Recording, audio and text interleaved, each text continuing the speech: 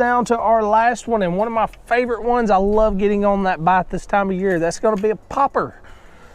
Yes, an old school popper. Now this was a bait that was sent to me. I can't remember by who, but it's more of a pencil popper style popper. And I have a lot more luck off of those long pencil style poppers. If I can find the name of this bait, I don't want to say PH Custom Lures, somebody else makes it.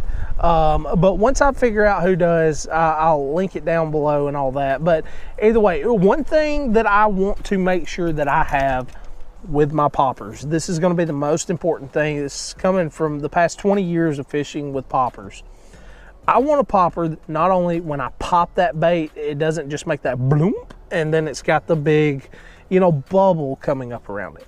I want a popper that I can work and it spit, okay? So what I mean by that is when I give it a slight twitch at a certain angle, that bait just pushes water. It just throws like a little wave, kind of like you're doing this in the water.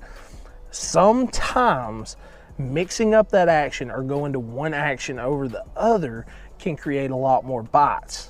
Really noticed this last year. It was huge last year. It was so simple once you saw it. You could be running it and doing the whole bloop, bloop, bloop, you know, the big old bubbles popping and stuff like that.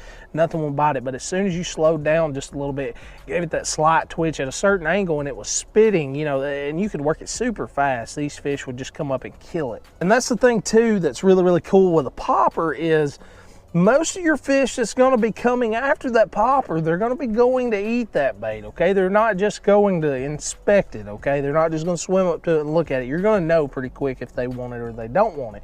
So you don't really have to move that bait super slow. You don't have to do the whole bloop, bloop, let it sit, spit, spit, let it sit. Typically what I do with my poppers is I throw that joker out there. I'll do like a bloop bloop and pop, like the hard pops, pop it one time, let it spit that water out, throw that water out. And most of the time within, you know, the first couple times that you do that, you're going to know if there's active fish over there wanting that specific bait. They will absolutely annihilate it.